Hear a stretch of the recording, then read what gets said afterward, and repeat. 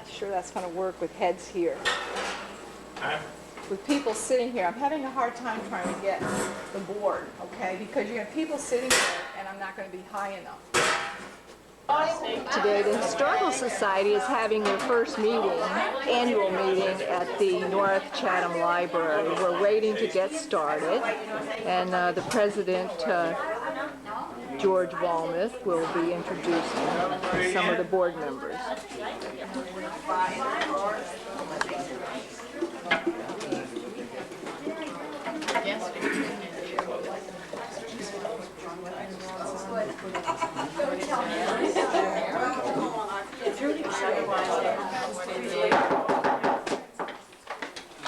Mrs. Vice President, has the North Chatham Historical Society given advance written notice to its membership of the time and place of this annual meeting in accordance with its constitution and bylaws? We have, Mr. President. Mrs. Vice President, having provided such notice, has the society gathered here today a quorum of its membership? We have a quorum seated present here today. Since the society has given the appropriate notice and gathered here today a quorum of its membership, I hereby call to order the first annual meeting of the North Chatham Historical Society. Good afternoon, ladies and gentlemen. My name is George Walmuth, and it is both an honor and a pleasure to welcome you here today to our first annual meeting.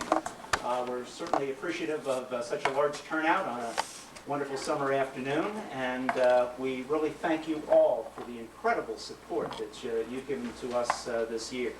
Since I know that we're all anxious to see what wonderful objects of history have been brought today, we will try to make the business part of this afternoon just as short and as painless as possible. But one of the reasons we've gathered all these items up here is that if you find what we have to say somewhat boring, you can kind of daze off and look at these wonderful objects of the past, particularly this wonderful quilt, and there will be more certainly to come about that as our program begins. Before we begin the business proceedings, I do want to take this opportunity to introduce to you 11 other people without whose hard work and constant support we wouldn't be here today. I want to introduce them to you first and foremost to acknowledge and to recognize the incredible effort that they've put forth this past year, and also so that if some of you don't know them, that you'll be able to put a face with a name. I'd ask that as I mention their name, they stand. Ladies and gentlemen, I present to you the current Board of Trustees of the North Chatham Historical Society. Doris Appel, Trustee. Lois Arnold. Save the applause for later. Yes, please. Lois Arnold, Trustee and Chairperson of the Collections Committee. Sandy Connors, Trustee. Russ Daya, Treasurer and Chairperson of the Membership and Fundraising Committee. Steve Diedman, Secretary and Chairperson of the Properties Committee. Unfortunately, Steve is not able to be with us here today. A close family member of his is still in Afghanistan and trying to get out of the country. So I hope you will keep he and his family in your prayers and thoughts over the next few days. Joanne Eisenhower, Trustee and Chairperson of the Nominating Committee. Jack Lee, Trustee. Joy McIntosh, Trustee and Chairperson of the Publicity Committee. Bob Moore, Trustee. Broom Spiro, Trustee. Ann Zattel, Vice President and Chairperson of the Program Committee. Thank you. Now the floor. Since this is the first annual meeting of the Society, and since our last general meeting was an organizational meeting back in October, we thought that unless one of the members present today would like us to read the minutes of that last meeting, that what we would do would be to seek a motion to accept the minutes as they were filed. Does anyone here care to have us read those minutes? If not, can I have a motion that we accept the minutes as filed? I move that we accept the minutes as filed. Have a second? All in favor? Aye. Opposed? Great, then we will accept the minutes as filed. Now it's my pleasure to introduce to you Russ Deo, our Treasurer and the Chairperson of our Membership and Fundraising Committee, who is going to provide us with an annual report of the Treasurer. Russ. We have 82 paid memberships. We have $3,360 in our checking account and $30 cash on hand.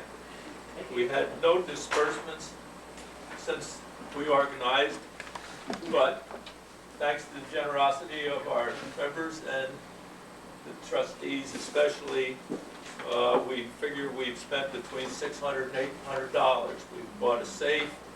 We've had all the filings with the state education department to get our charter. We've had 3 issues of Along the Street issued, other mailings, and we've had refreshments at different events which were donated by the membership and the trustees. So I think everybody deserves a big hand for that. Thank you. May I have a motion that we accept the treasurer's report as read? So moved. A second? I second. Thank you. All in favor? Opposed? Then it is so moved that we accept the treasurer's report as read. While I know that I promised this afternoon that we were going to be brief, since this is the first annual meeting of the North Chatham Historical Society, I did want to take just a couple of moments today to review with you just how much we've accomplished in the last year, thanks to, of course, to all of you and many others who aren't with us today. You know, a little more than a year ago, 20 people gathered in this very spot to discuss whether or not it was time to establish a historical society. And while we were not unconcerned about the challenges that this might present to our wonderful hamlet, unanimously we agreed that we should go forward. And an awful lot has happened since we agreed to do that. And thanks to your extremely generous financial and moral support, we've made an awful lot of progress this year. Since much of what we've done has sort of been done behind the scenes in this organizational year, I wanted to just spend a moment, if I could, and itemize for you what it is we have done this year. Organizationally, we issued a proclamation and called for an organizational meeting. We conducted that organizational meeting. We created and approved constitution and bylaws. We created and approved a collections management policy. We nominated and elected 4 officers and 8 other trustees. The Board of Trustees has held 7 meetings since it was formed on October 19th. The Society, including this meeting, has held 2 meetings, 3 events, and sponsored 1 trip. We submitted a petition and substantial supporting documentation to the Regents of the University of the State of New York, requesting a provisional charter for the Society, and on June 9th of 1998, that provisional charter in the State of New York was granted. In terms of membership and fundraising, we created a membership letter and we sent it to all North Chatham box holders and approximately 120 other people who we thought might be interested in the Society. As Russ just told you, we have welcomed 82 charter members to the Society. We've raised $3,355 in membership fees. We sent individual thank you notes to all the contributors at the level of patron and above. We submitted a grant application seeking funds for collection preservation to the Columbia County Historical Society, who is serving as the re-grantor of funds made available by the Columbia County Board of Supervisors to historical organizations within the county. From a programming point of view, thanks to Ann Zattel, the chairperson of our programming committee, on February 22nd, the Society hosted Evelyn and Bob Monti in a slide presentation on the images of North Chatham and the Albany Southern Railroad, attended by an overflow crowd of 80 people. On April 26th, despite inclement weather, the Society organized and hosted a Patriots' Day celebration, a moment of honor, remembrance, and thanksgiving to remember North Chatham's Sons of the Revolution, where flowers were placed at graveside by local residents and tributes were offered by community members in the DAR and the Albany County Militia. And on July 26th, the Society sponsored a trip to the Robert Jenkins House and Museum for a special group tour provided by the Henrik Hudson chapter of the DAR. Today, the Society is hosting a program on the objects of history. In the area of publicity, we provided regular notice of all meetings and events to the community and local papers. The Society was also the subject of extensive articles in both the Chatham Courier and the Independent in February. A year-end summary of the Society's activities was printed in the Chatham Courier. The Society received substantial coverage in Mary Soares' North Chatham column in the Chatham Courier. Thank you, Mary. We produced 1 prototype and 3 issues of the Society's newsletter, Along the Street, Mary which was sent by Soares mail with to the all glasses. Society members and provided to other members of the community at the post office and the library. In the area of properties, thanks to Larry and Pat Cavanero and Steve Diedemann, the old library was raised off the ground to help protect it from further deterioration. In the area of research and collections, we began the process of inventorying the Lloyd Welch collection. We received from Lynn and Bill Kramer 2 Weederwax Street signs used in the Hamlet's bicentennial celebration. We videotaped some remembrances of Edith Arnold and Mary Danu and Alberta Groves and Jane Rendell. And we video and audio taped some further remembrances of Edith Arnold. We received from Margie Stoner a series of Edith slides Arnold. taken in the library in the 1970s for the Mid-Hudson Library System. We received a videotape from Joey Eisenhower of home movie footage from the 1930s that includes scenes in North Chatham, the Adirondacks, and Canada. We received from Jesse Keniston 2 pictures of the old schoolhouse, including an interior photo with identifications provided by Jane Rendell. We received from Linda Mitchison a collection of photographs and tombstone inscriptions of the old North Chatham Cemetery. We received a collection of Patriots' Day photographs from Jan Langlois. We acquired a fireproof file cabinet in which to house some of the Society's archives. We produced 2 copies of each of a series of videos made by Jane Boone Rendell. Spiro and others during the community's effort to stop the Thruway Travel Plaza. The Society also provided material on its activities, which has now become a part of the Town of Chatham website. If you happen to be surfing the net, you might look for the information on the North Chatham Historical Society there.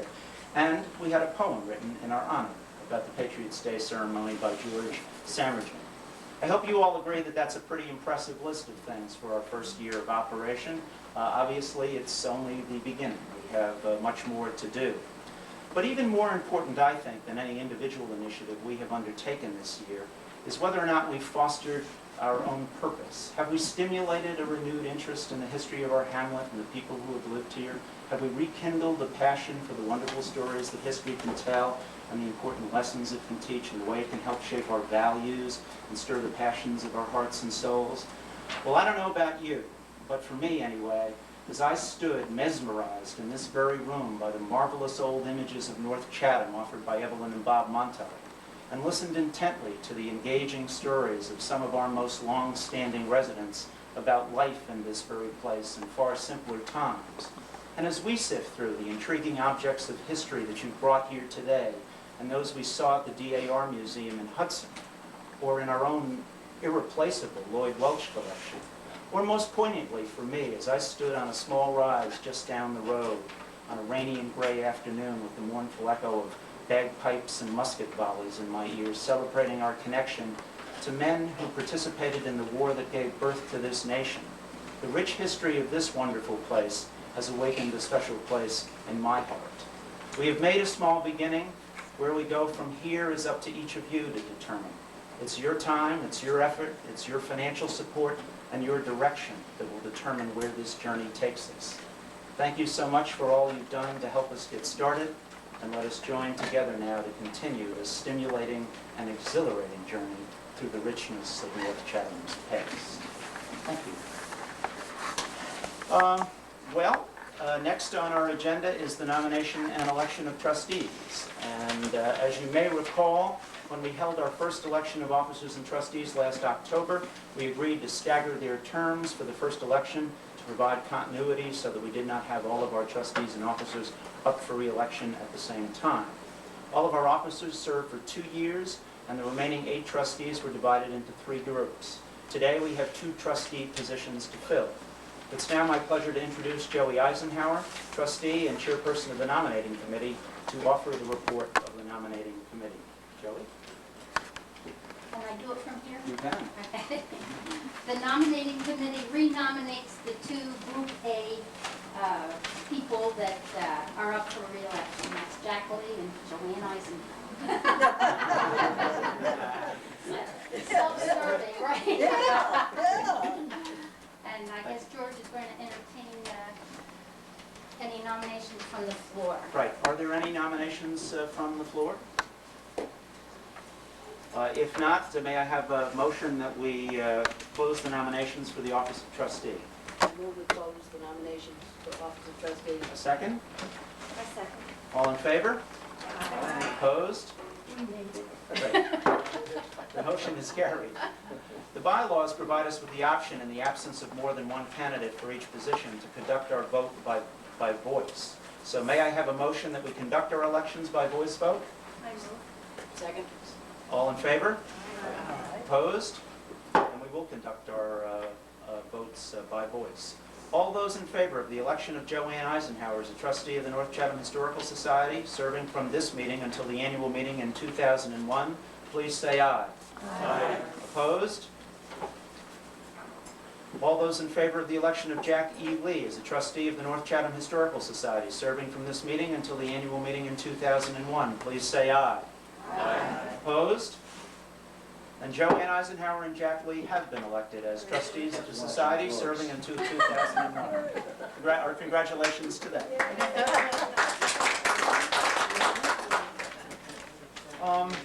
Now we move to any other business that anyone would like to bring before the society. I would like to bring one piece of business before the society. I would like to thank Norma Deo not only for those wonderful refreshments at the Patriots' Day celebration, but for agreeing today to videotape both our annual meeting and an object day. Thank you. You're very welcome. Does anyone have any other business that they'd like to bring before the society today? I'd just like to ask anybody who brought items to show and tell for our program who has not filled out one of these cards as yet, would you please do so? You go up. Great. And you can show the ones that are. Well, that ends the formal part of our meeting, and now it's our pleasure to begin our program. We thought it would be just a really interesting and fun thing to have the members of our community bring whatever objects of history they might have at home and be willing to share them with us in the form of just showing them to us, or if they prefer to tell a little story about them, that would be wonderful as well. This is a great opportunity for us to sort of inventory the wonderful things of history that are here in our community, and who knows, maybe you'll even find out some added piece of history about the object that you've brought today. So I'd like to get things started by offering up this first object of history, which is actually a gift that I mentioned earlier in the program from Linda Mitchison. After we had our Patriots' Day celebration, Linda said, you know, with all those years that I took care of that little old cemetery up the road, I got a camera out and I took pictures of all of the tombstones in that cemetery, and I also wrote down the inscriptions of what were on the tombstones. And so she gave us that series of photos, and we've just gone out and got a nice fancy binder and some archival photo sleeves. And so what we have is the Old North Chatham Cemetery, a collection of photographs and tombstone inscriptions rendered and given to the Society by Linda Mitchison. And at the front of this is a list of all the people whose names are mentioned on the tombstone. So if anybody's doing any genealogical research, they'll be able to come in and take a look at this. And then as you go through, you'll see a picture of the tombstone and Linda's typed inscription of what was included. It's just a wonderful book and a great piece of history. So I invite you later on to come up and take a peek. And then what we did at the back of this, since it seemed to work well, is we have, Jan gave us a bunch of pictures from the Patriots' Day ceremony in that very cemetery. And so we have included that along with the copy of the program that Joy did for us. And we've got pictures of the bagpipers and little inscriptions in there so you can follow through the ceremony as well. And what we hope to do is, if we get a little bit more room downstairs, is to set up our collections of photo albums like this and the videotapes that we've made copies of, so people can come in at their leisure and take a look at things. So at your convenience, please come by and take a look at that either now or at some point in the future. The one other glorious item that we have with us today, thanks to Lynn Mitchison, who is the keeper of it, is the North Chatham Bicentennial Quilt. And Doris Appel, who was so instrumental in getting this project done, is going to tell us a little bit about it. Well, most of you probably are real familiar with the quilt, but for those of you who are not, when the bicentennial happened in '76, people were thinking about all different kinds of ways of celebrating.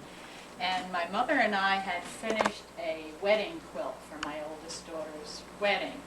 And we had invited all of her friends to make squares. Squares that were things that were important to them. So we thought, well, we could get everyone in the community who really wanted to do a quilt square. And we didn't put any limits on what you could put on here, and most of the folks put on the most Well, their homes or the things that were important to them. This was Jane's house. Joyce Clapper did the church. Of course, her grandfather built the church. Norma did Deo's Meats, and that was Russ and Rich's grandfather, right? Oh, Dad. Oh, it was your father? Father. Okay, okay. And there are different things. Marty Stoner was a librarian. She did the library. Oh, yeah, this here. chair out here with a hoop. With the hoop Oh, skirt. okay, all right. Give the hoop to Norma for a while. I can't get it, I've got to come over like this. The most important thing was that we also, there were teenagers that took part, and they did some of the cross-stitch things. One of the Mitchison girls did this, one of my younger daughters did that. We wanted everyone to take part, and a lot of them said, well, you know, I'm not really talented and I don't know what to do. So we chose a symbol which to us sort of meant North Chatham and why North Chatham is here. And the symbol was the wheel. And of course this was the wagon wheel with a horseshoe in it. This was the railroad, the wheel of the railroad with the railroad crossing sign. And this was the water wheel because of all the mills that were here. So we said, all right, this is what you should do. And we gave them a general pattern, but everyone did it their own way. Then when we finished, and you really should look this over because it's really great. When we finished, Henrietta did the school, I keep interrupting myself. When we finished, we put it on a big quilt frame and everyone came, and this is the design here is to show the water and the wheel. And everyone came and helped quilt it. And then when we finished, we had worked so hard on it. We had so many pieces that we did a pillow sham, and one of those, we don't know what to do with it, and everyone wanted to take it home. So in order that we didn't get into that kind of thing, we took $1 from everyone who did a square. And that was to pay for the materials, the batting, the backing, and that sort of thing. And then when we finished, we drew a name out of the hat, one that was supposed to be the custodian of this very, very important and valuable quilt. And Russ made a chest for it to be kept in, and Lynn Mitchison was the lucky person. Now, if there's anything you'd like to ask me about it later, but I don't want to take up more. This call out here is North Chatham, and it lists all the homes and who lived in them at that time. I'll have it up here if anybody wants to look at it. This type here are the names of all the businesses that were in the area at that time, and that includes farmers, attorneys, builders, hotels, paper manufacturers, of whom there were quite a few, and so names and so forth. There is no that I can find in here, Old Chatham, but Ryder's Mills and Rayville, and those divisions of what we now call Old Chatham, you know, are very prominently displayed. So anyway, I think it's very interesting. It's better if you turn a little bit that way. Norma's I'm been- sorry. I'm sorry. I looked at that. No, your presentation is going to be a little different. All right, that's all right. All right. And another thing that I found really interesting was how I got this. I was browsing around in the book barn over in Prairieville. I don't know if any of you know it. It's a used bookstore. And they have, you know, a lot of things over there, and this was just sitting on top of a pile of them. This is an early parade hat in the North Chatham Fire Department, which my dad wore when he was a member of the fire department. And it was always an interesting tale about my father. Seems there was a fire underneath the house at the Waldorf farm where Mr. Kinney lived, where Jerry Blinsky lives now. And they needed somebody to go under the floor, the crawl space, to douse the fire. And my father was the smallest member of the fire department, so he got elected. Then I bought, this is a musket loading shotgun. This belonged to Richard Rendell, Jane's dad. We believe it was made prior to 1900 because of the Damascus steel barrel. I bought it from George Potter, who bought it from Jane Rendell's father. And when George left, I guess he went to Georgia someplace when he moved out of town. He said the gun should stay in North Chatham, so he sold it to me. Then I bought an early North Chatham Boy Scout uniform, which was mine. North Chatham Boy Scouts were organized in 1944, and as far as I can determine, there were no prior Boy Scout troops in North Chatham. The scouting movement started in 1910. And there were 2 patrols. There was a Beaver Patrol, which is this flag, and there was an Eagle Patrol. And when we wanted to summon our members together, we gave the signal. If we were the Beaver Patrol, like the beaver slapping his tail on the water. And we were sponsored by the North Chatham Church, and I believe Reverend Ben was the minister in '44. And Harold Groves was our scout leader, and Gordon Gould of Chatham Center was our assistant scoutmaster. And the commissioners were John Clark and Webster Bertzel, who lived in Doris's house. The charter scouts were Ralph Johnson, Ira Stever, Bob Davis, George Wilson, William Duncan, Ronald Burke, Alan Gould, Richard Williams, and myself.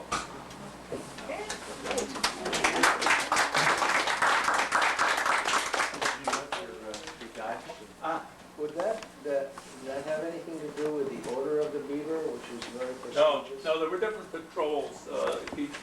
He could be an eagle, or he could be a raccoon, or I don't want my picture. It I adds know 20 why. pounds. My grandpa, Bessie Pex. And the story I heard from Connie Espinal was that she was, I don't know whether she was doing a play or something in school, and she needed a hoop. And she went up to Bessie Peck and asked her if she had a hoop she could borrow. And Bessie took her up in the attic, and she had a whole attic full of hoops. So she gave this one to Connie, and when Connie came back to return it, she said, "Oh, keep it, I've got lots more." So Connie didn't know what to do with it recently when she was cleaning things out, so she gave it to me. So this is Bessie Peck's hoop. And then, yes, and she, oh. What's the waist measurement? Oh. It's so small. Yeah, she must have 5 years. There is a There's safety put pin around on her it. And the other thing I brought was given to me by Lloyd Welch when he was speaking to me. And Not speaking to anyone now. no, he said that this butter paddle was used down at the school to paddle naughty children. That's a Lloyd Welch story. wasn't us. Oh, yes, my mother wants me to tell you about, this was her mother's butter paddle, but she didn't paddle children with it. And this was given to her father in 1940 for what? At the Columbia Fair. I think he had chickens. I can't think of anything else. Well, one of the newspaper articles said he was a maven on chickens, which I didn't know about. I just want to correct something that you said, Russ. Okay, good. You don't mind that? Not do at you? all. What is it? Doris lives in Webster's house, right? No, wrong. He lived in my house. No, no, no.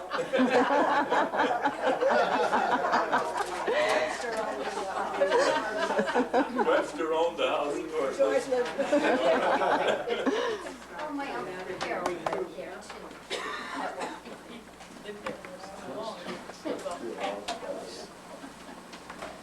These are battle-worn glasses.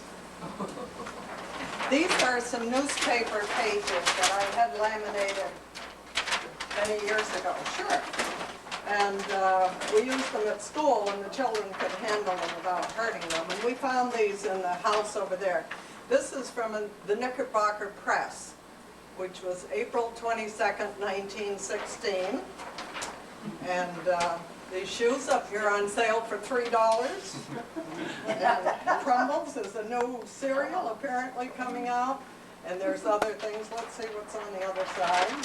Kind of shiny. I don't think I'm going to get the paper. There's an There's a editorial glare. here and some other things like that you might want to look at.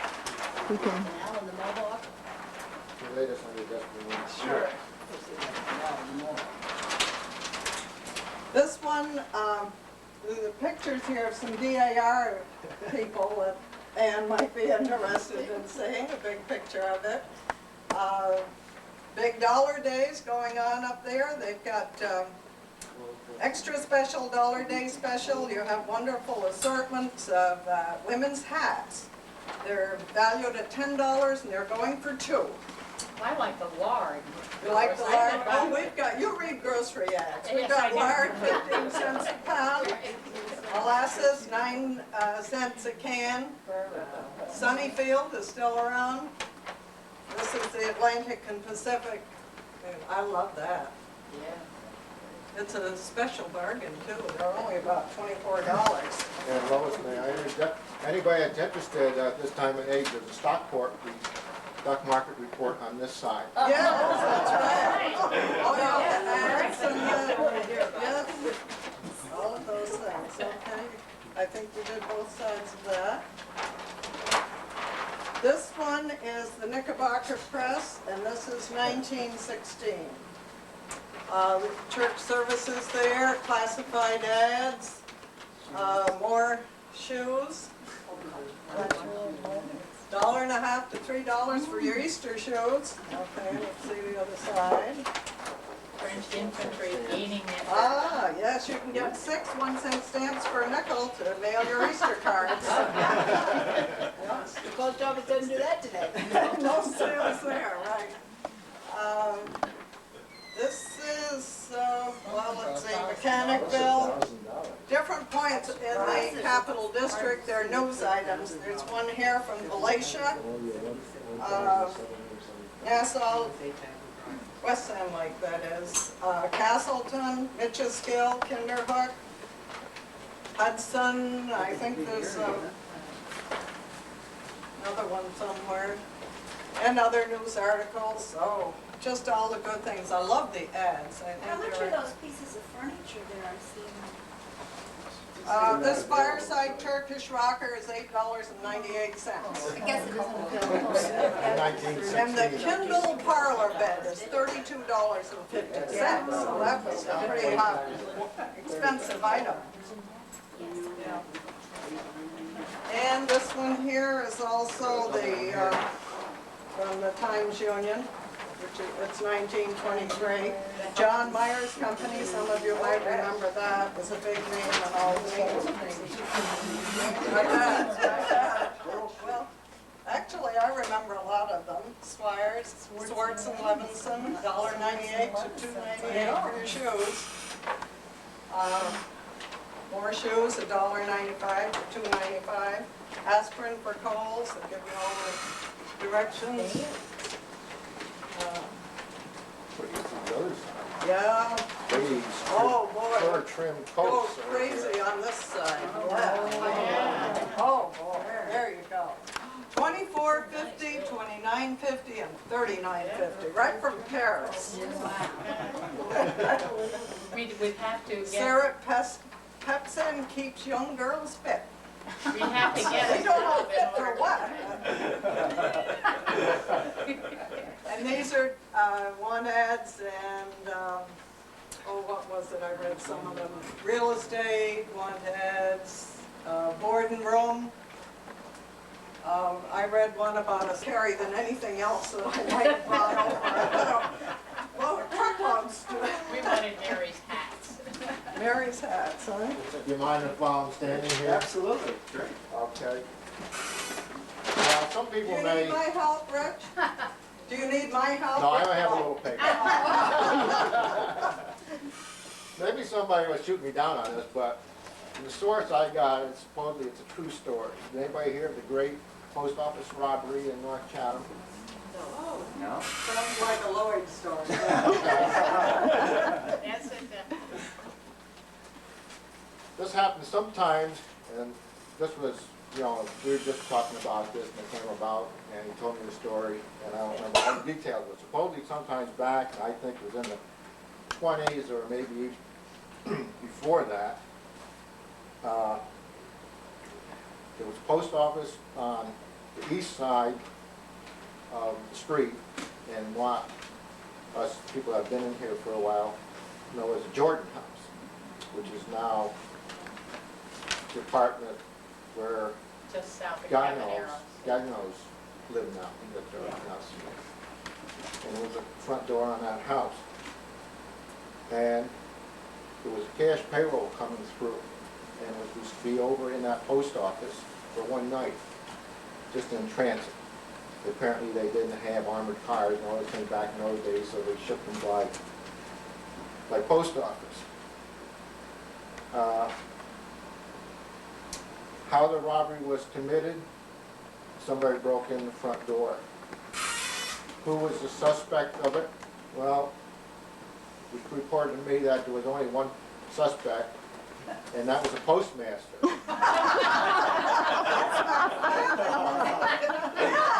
And I was going to say, the postmaster's name wasn't Alberta, by the way. And how did they determine that it was the postmaster? Well, they said the way the door was broken into, it was sawed through, they sawed the locks out, and it was sawed from the inside out.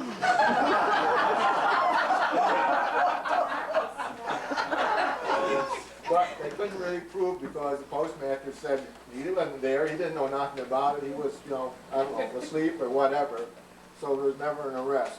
Now, what makes this a little bit believable Now, is, if that was supposed to have happened when Mr. Jordan had the post office, I lived right next door, and I certainly would have heard that. way before Ginny's time down there, I said before it was, it used to be, we know it as a Jordan House, yeah, back wherever it was then. I bought That's the Ginny Jordan right Mountain there. Ring Camp back in the 60s, and that is now where John Hanson lives, right across from Rings Park. And I put an addition on it, and I hired Lloyd Welch to do some work in there for me. Matter of fact, we dug the foundation out by hand. In the back was an old door laying up against the privy in the back, but there was no facilities in the old camp.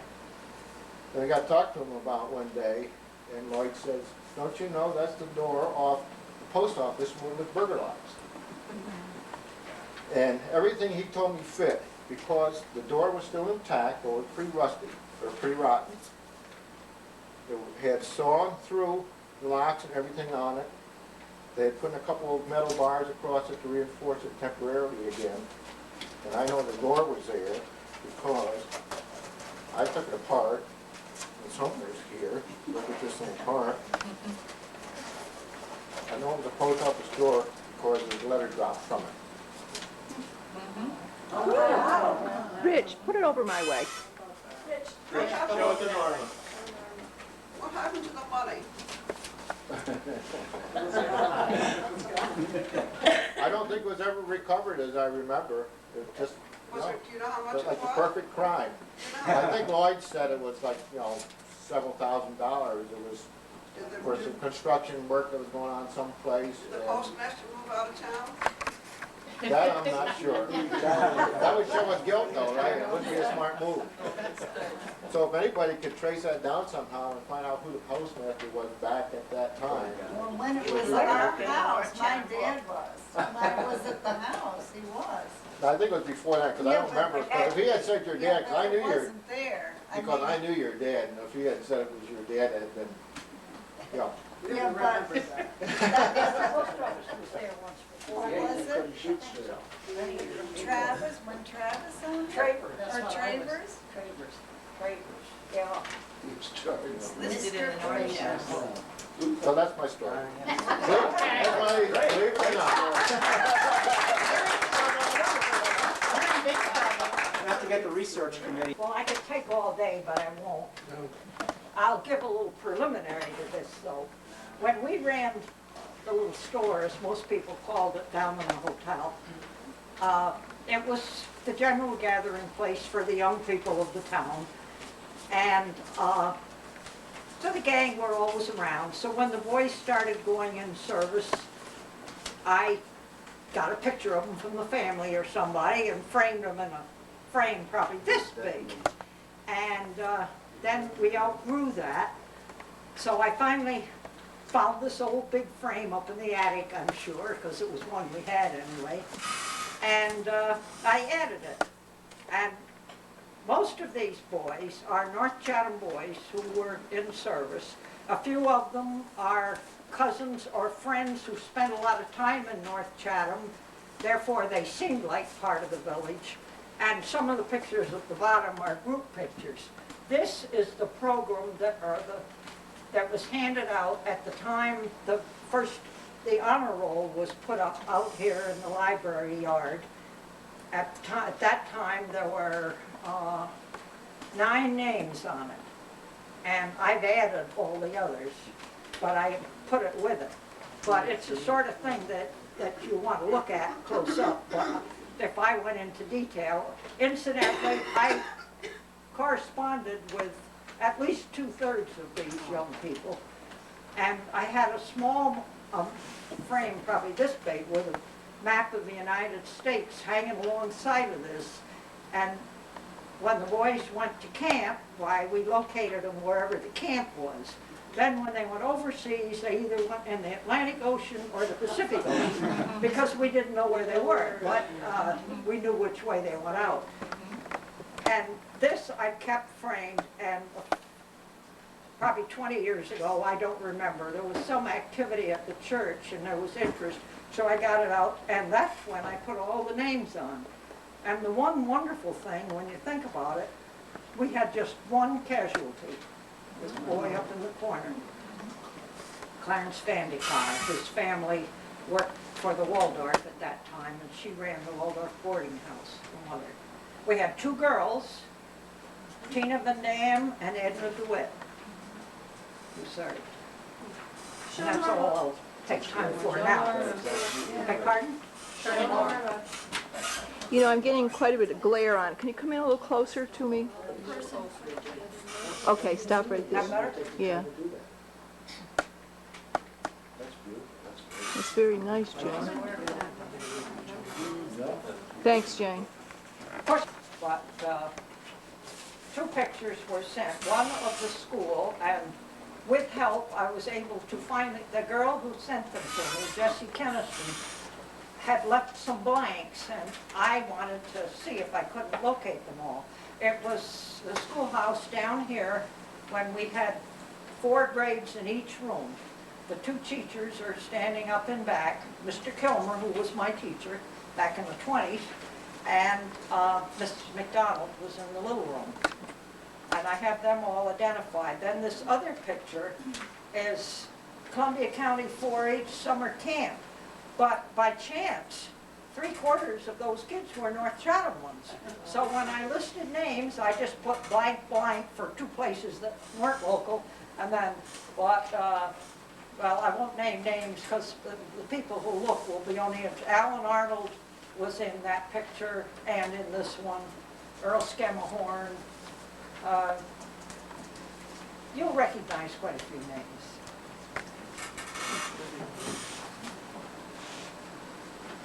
And what I have that you don't know about yet, I have 2 pictures sent indirectly to us by way of Lil Dorn. It's a picture of the Little Tin Library, the interior of the Little Tin Library out here.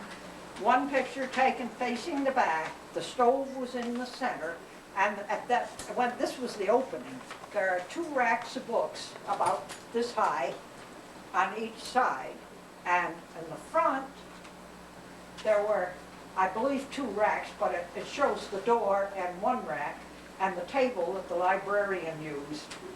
And there was a bench along the side. Are those benches still in the library, the long wooden benches? I don't know what happened to them. But anyway, to me, there's something special for the library or the Historical Society to have. They're the only That's wonderful. Don't get very many pictures of the And I inside. brought this mostly for George to read, but a while ago, one of the free papers that comes out, you pick up in the stores, the Homestyle magazine, had an article, Why Columbia County Historical Society is in Kinderhook. And in the article, and that's really why I brought it, when they purchased that house, the president of the Historical Society was a North Chatham woman. She lived in Joy's house. Really? Mrs. Charles Cum, Carrie Cum. Carry them.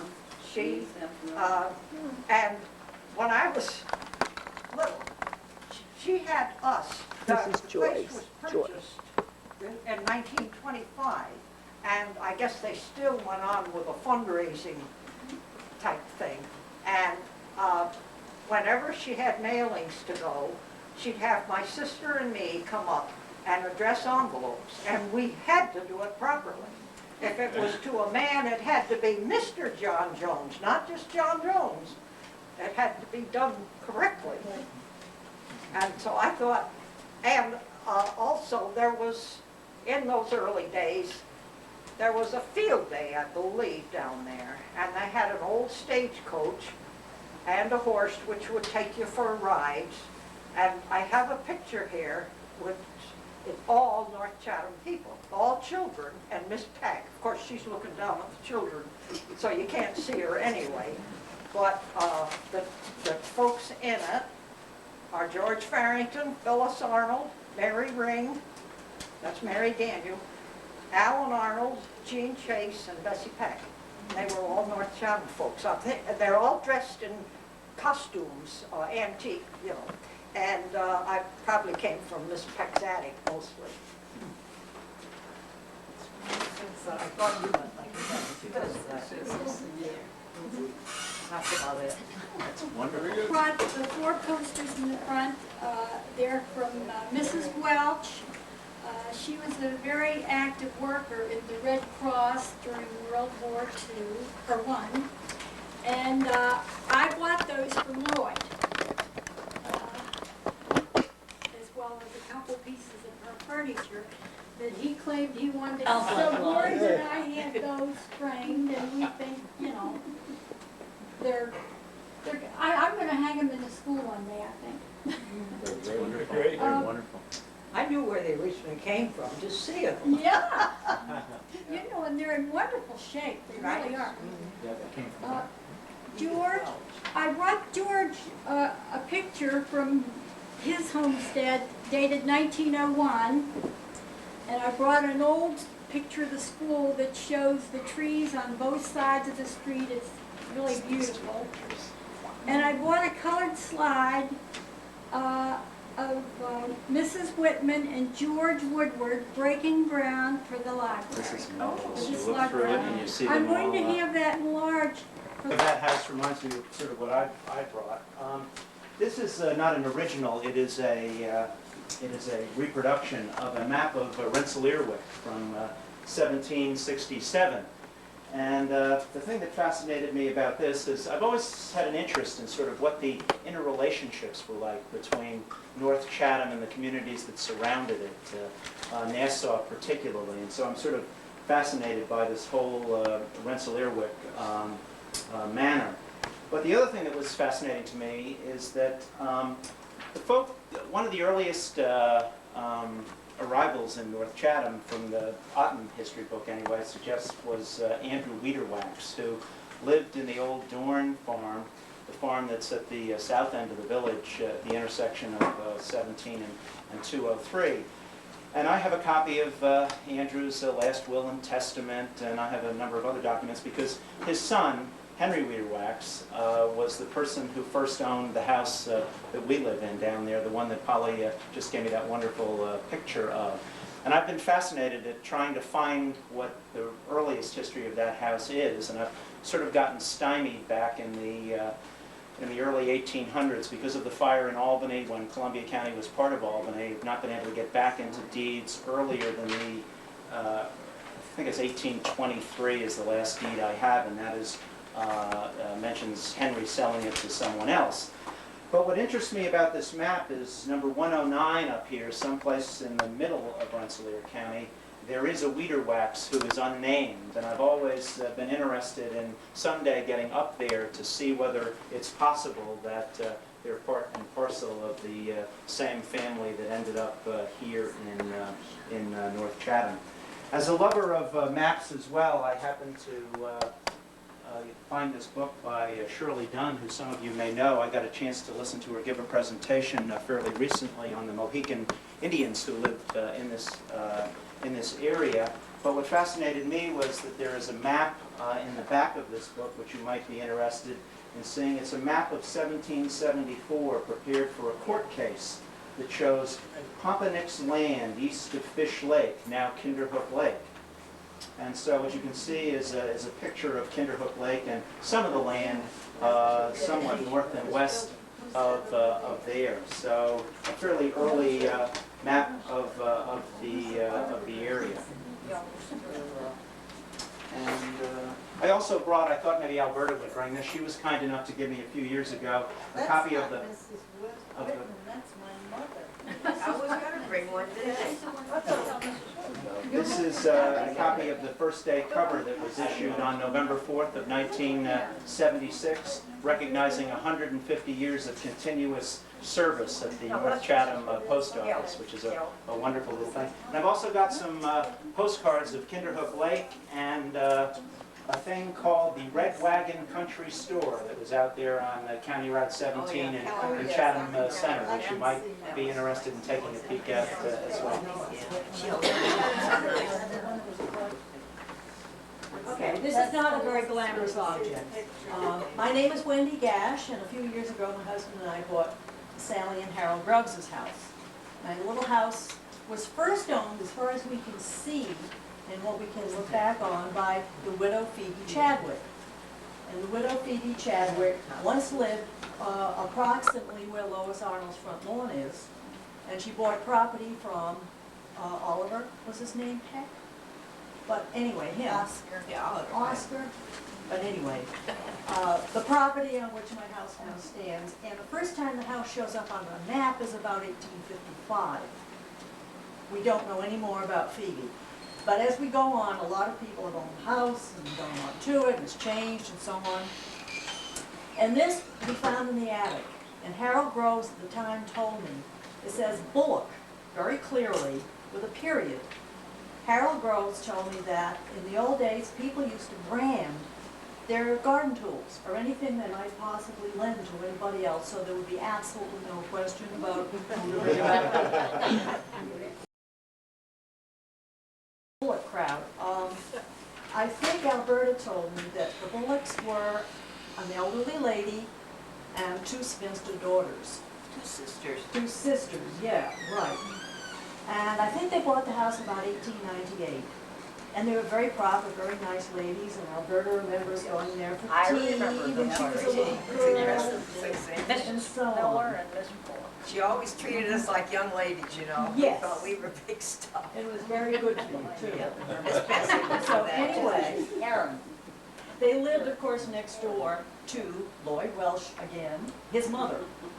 And Lloyd told me that the last one was Nellie, and when Nellie died in the late 1920s, they just went in and cleared out the house. They took everything in it, and at that time, there was a pond in the back of the property, which was then a field and it didn't belong to the house. But it's way in the back, and you can see it on the old maps, including the map that Joy has. And everything in the house, antiques, anything nobody wanted went into the pond. And Lloyd told me there's also a Model T down there. There's no longer a pond, it's all overgrown. But you know, you put down a shovel and some glass comes up, and I don't even want to know.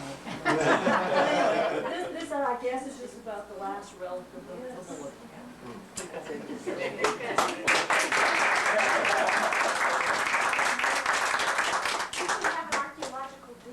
Yeah. Yeah. Maybe Nellie's there. That is not impossible. They were very thrifty people. Yes. Jack. Well, I have some things, but they're not from North Chatham, in as much as I'm not from North Chatham. Originally. Okay. I have two things. These came out of a trunk of my mother's, God rest her soul. And I've never really looked at them. This is a Life magazine dated December 1st, 1941.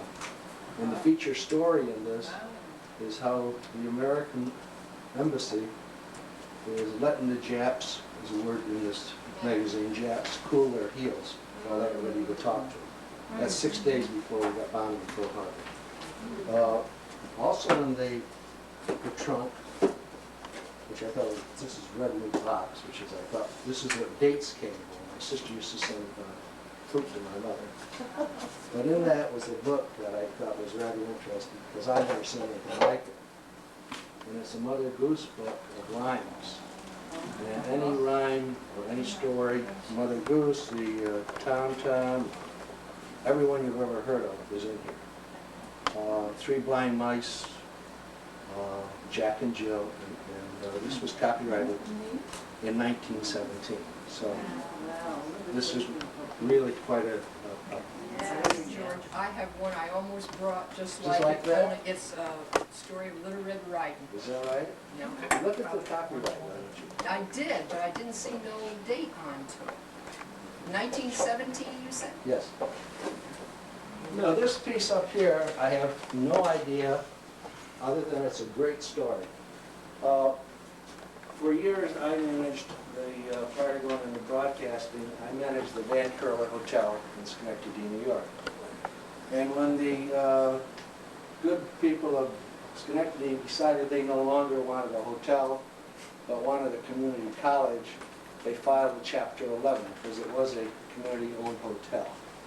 So they filed a Chapter 11, which at that time we had to clean out the building. Well, we had a lot, all hotels had a lost and found. So we went down into lost and found, and we started just giving stuff away. I ran across an old case, and in it was this. And the porter who had been there for some 40-odd years told me that this belonged to a lady who was arrested as a German spy during World War II and taken from the premise, and all her things were left. So I just liberated this and took it with me. And it's a beautiful piece, and I'm sure that someone who's involved in this can tell me something about it. Someone like Ian. And that's what I do.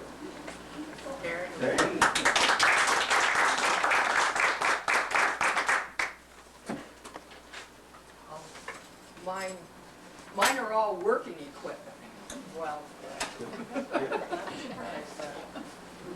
Well, first, this is the blotters that the banks used to give out in their time. 1912 is on it, State Bank of Chatham, with the calendar, and it's pretty well in good shape. We used to use that for blotters. This is the Columbia County Historical Recipe Book. I have one too. And Mrs. Charles Cumm's recipes are quite, there's a lot in it. And it's, I have a date in there of 1935.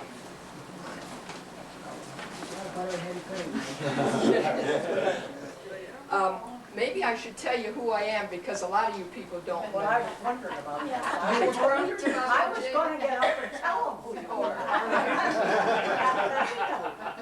I'm Dorothy Ostrowski, originally Dorothy Howard, and I was born in the house that's the first one on the left-hand side of County Route 17 above where Ann lives, the big farmhouse. This is a picture of how it looked in 1952. And right now, the only thing you see is the house, which I don't like to talk about. This is an arithmetic book of my Uncle Albert Popins. That was my mother's brother. And it says February 9th, 1906. And he was at the age of 11. That's his arithmetic book. I don't know, does anybody know what this little jigger is? Hog stuff, hog scraper. Right here. This is when we used to butcher at home, and we used to have the great big iron tank. You scald the hog, and you take them out, and you hang them up, and you put wooden sticks in them to spread their legs apart, and then you scrape the hair off. Doesn't sound like fun. Yours was where you better do it. This is the way I was brought up. Better than Harry That's right, and it was good stuff. We used to do it all down cellar, sausage and pork, and up there we used to have a smokehouse at the farm, and that is not there. But they left the outhouse. I don't know why. I only brought this because it had a date of April 6, 1919, and when you opened it up, I was thinking of people in an airplane or a train seat, how much room you needed to read it. And of course, there's some interesting things in there. What's the date then? 1919. All right. How many of you women want to iron your clothes with this? Wow. That's quite modern though. This is modern? Comparatively, isn't it? Oh. Does anybody know what it is? For steam iron. Steam iron, wasn't it? The skirts. It's an iron. It's a fluting. Wasn't it steam? No. Oh. It's a charcoal iron. Oh. You open this up. For putting pleats in. Oh, Yeah. sure, And yeah. you get the charcoal burning and make it nice and warm. Oh, and just the weight of it would put a pleat in. And then try to keep the charcoal off the white. Yeah, right. All right, I found this, and it says where this. See, I didn't know about this one either, so I've already got into the yearbooks to find out what it was or where. It says where our president fell, September 6, 1901. I didn't know the building. I didn't know what president was in at that time, so I searched. McKinley? Yeah, McKinley, Buffalo. Buffalo. Maybe the station, the train station? No. Yeah. That's one of the hill. It's a nice, it's a pretty building. Wasn't it an exposition of the 1900 exposition? It was, no, it was a Pan American Exposition, and he gave a speech on September 5th, 1901, and he went back to the Temple of Music, which that is that. And he wanted to just have a little social activity and then with the people. So when he was shaking hands with everybody along the way, this guy by the name of Leon, and I couldn't pronounce his last name, but he shook his hand with his left hand, and in his right hand he had a handkerchief with a revolver under it, and shot McKinley with 2 shots. And he lived through it, but he died on September 14th. His wife was an invalid, and she did not return to the White House, and she did not go to the burial rites. All right, this is the worker of all. Keep the cows from kicking. So, I was going to say, of all people, Norma's going to know this. You knew this? I knew what that was. Yeah. Ours didn't kick. Yeah, right. I used to go to the bar and get my milk. Yeah. This, I used to, I was married in 1949, and I used to see my father put these on, a first calf heifer, and if you've ever been in the barn, when you sit down to milk one of those gals, she can take her feet and fling them right around to your head with no problem. So you put these on this way. Her legs are here. You hook this on the back of her hock, and then you hook this one on the other hock, and if you're really mad, you draw the chain up and lock her face. And she can't stand up. So she gets milk. So that's my Very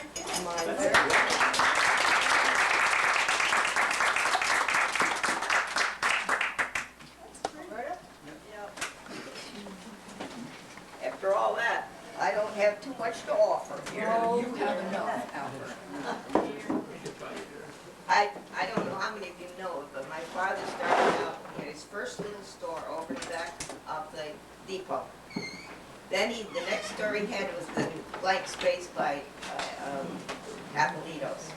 This Then is he Alberta decided he was- Groves, the No, postmaster, but- current They postmaster. wouldn't know that there anyway. I don't think she identified And herself. then he decided to buy the property across the bridge, and he built his own store. And then eventually I came along. But what I'm saying is, this says, this was the fan, you know, they gave out little mementos, and this is it, and it says Al Lewis, dealer, general groceries, coal, feed, clover, and Timothy seed, near the depot, North Chatham, New York. So that would have been about 1905.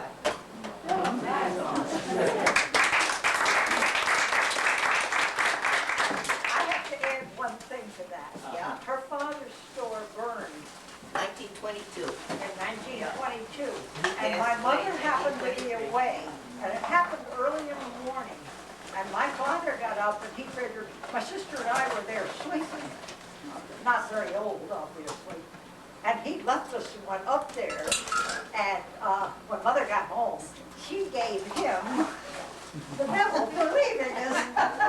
He said, oh, they never wake up that early. Did you wake up? And I remember too. I remember the cans going right across the road. For 2 or 3 days they found. And I remember waking up in the house. Fireworks are the different stores. And the windows were all cracked. Great. A bit of modern history, thanks to my daughter's idea. The thing I planned on bringing, I spent most of a day searching the house for and couldn't find it. Next day, I was speaking with my daughter who lives outside Atlanta on the telephone, and I mentioned it. She said, Mom, it's down here. You gave it to me. It being my great-grandmother's tatting bobbins from a lady's hobby of tatting. However, she said, when I said, well, what in the world am I going to take to the meeting? And so she came up with the idea of something of modern history. 1970, Niagara Mohawk completely changed the whole electrification wiring system source to this community. And they took down the poles along County 17 and carefully took out lots of the parts, mostly the wire was what they were interested in saving. They replaced all the poles with much larger, much higher, and a whole different system, and I don't understand anything about electric wiring, so don't ask me about that aspect of it.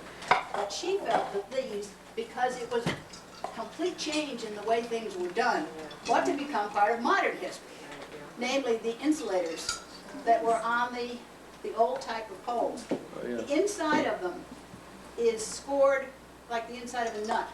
They screwed down onto huge wooden pegs that stuck up from the cross arms of the poles. And then the wires went through here. And here are 2 different styles Do you know how old of those insulators wires. I don't know how old these are. They took them all down in 1970. But they must have been quite old when Very old. Very They're old. very old. Very old. There are no dates on these. Some of them are ceramic and some of them Yeah, they had clay ones before, Yeah. before the glass. Ceramic. They had the white Ceramic. ceramic. the brown ceramic. White ceramic. Yep. Yeah, like milk. They're easy to shoot out of the core. Thank you.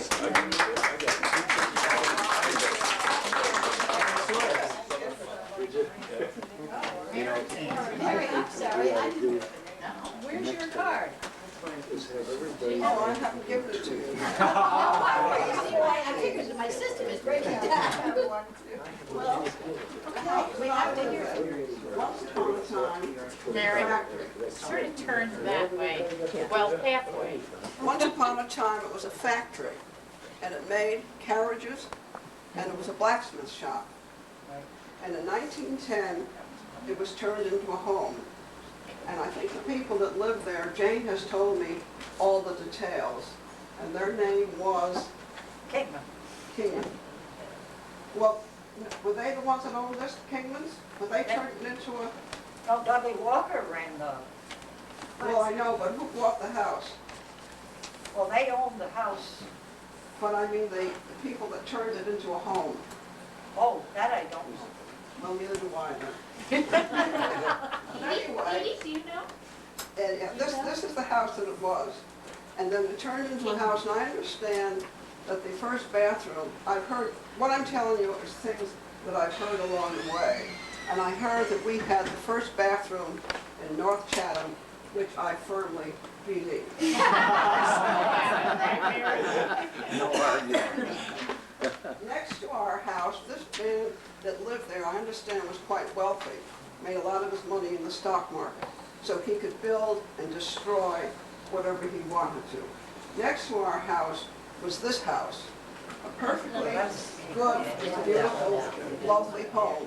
But I understand it's spoiled in view, so he had it torn down all the way. And it was a well-built house. It was a beautiful, good house. Yeah, it was a perfect house. Then all the trees that were planted along our property were planted by Jane's father, right? I guess That's so. what you told me.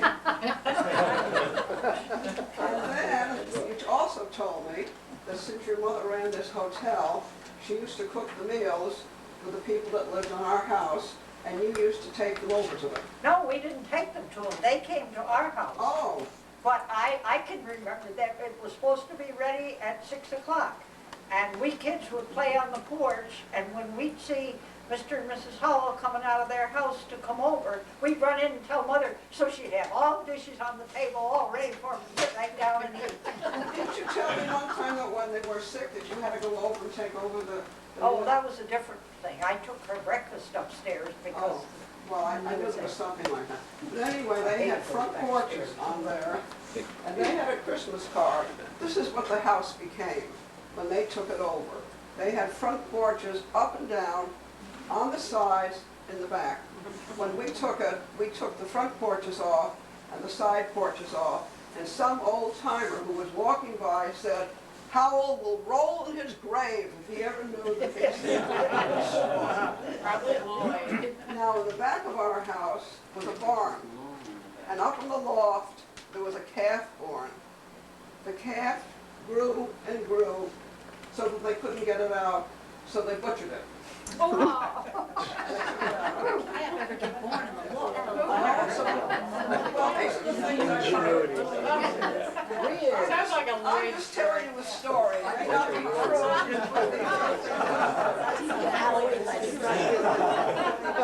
So anyway, then he built a lovely pine or paneled room that Jane tells me was, they called it the playhouse, right? And also Jane tells us that they used to have library board meetings in there. Oh, yes. Also, Mrs. Jordan, who was the librarian up here, used to go down there, and she and Mr. Howell would go out to the house, and she would read him the stock market reports, because his eyes weren't very good. Also, when his gardener came around, he... You know, the biggest garden in town was over in. Yeah. Stealing the watermelons. Well, when I, The barn behind my house was the only saloon in town at one point in time. And we have some writing inside the barn, something about no credit, only cash. But Lloyd told me this story once about a couple that lived up over the saloon. And he had not come home on time, and he came home with a friend, and his wife was real angry with him, so she left a note, and she said, I'm really angry, and I'm going down the creek to drown myself. And the friend said, well, we better rush down. The guy said, no, give her a little time. That's a Lloyd story. But the rest of that story, Doris, is that they ate their life. They said, we might as well sit down and eat our lunch. She made it for us. Yeah. They ate the lunch, and then they went down, and they found the creek was so low that she didn't drown. Well, our property, Ginny Davis. where we live, was purchased, one piece was purchased from former Shufel property, and the other piece was purchased from the Minch people, and it was kind of a trapezoid shape to follow along between our house and the swamp at one time was a dirt road that led back to a 3-acre field where they planted corn back in there. And out, Ron is at present building a stone fence from where the old stone fence was. He swears he's going to get all the way to the thruway before he dies. But anyway, he found this, and it says, W.R. Schufelt, North Chatham, New York, from Union Drawn Steel Company, Beaver Falls, Pennsylvania. Now, the only thing we can figure, it looks like a label, which might have been on a crate, possibly. Schufelt had, where the apartment is now, was an onion topper factory in my days. I don't know what it was before then. That's what it was built for. But I know he shipped a lot of those things on the not railroad, but was it? Yes, he railroad? trucked, after the trolleys quit, he trucked them to Niverville. Okay, and this might have come from Materials. that. I have no idea what it is. Sounds real logical. Yeah. So Might have been on a that's piece my of wood box. contribution. Yeah. And that you may keep. I have it in there if you want it because I. Maybe you could research it or something. Big hand. Thanks, Jenny.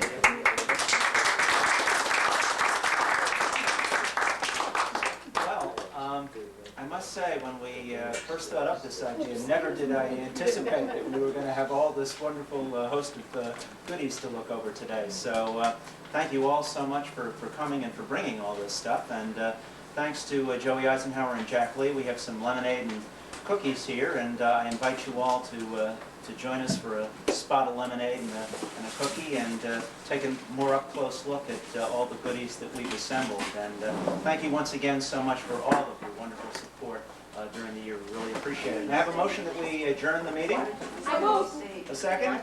All in favor? Aye. We're adjourned until next year. Thank you.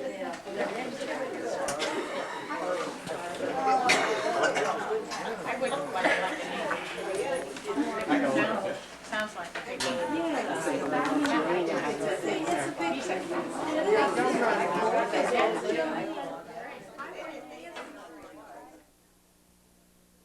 He's from Chatham by Malaysia, and we came up here towards Niverville to North Chatham, because he brought me to the bus in North Chatham.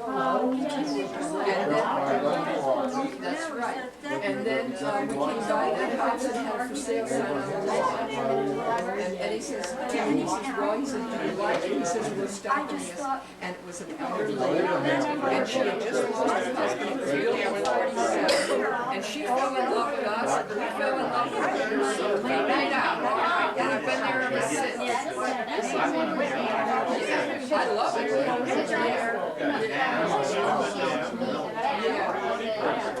Yeah. Wasn't George, when he was born back in 11? Grabs the one. When did Grab born? What a great When was Lloyd born? Well, I'm 80. He was 91 now. He was 10 years older than me, but he just had Okay, now Artie was born in 1911. He was 87. So Red was born in... You were born when? No, Artie. He's 87. I was just trying to tell you. He was born in 1911. So Red was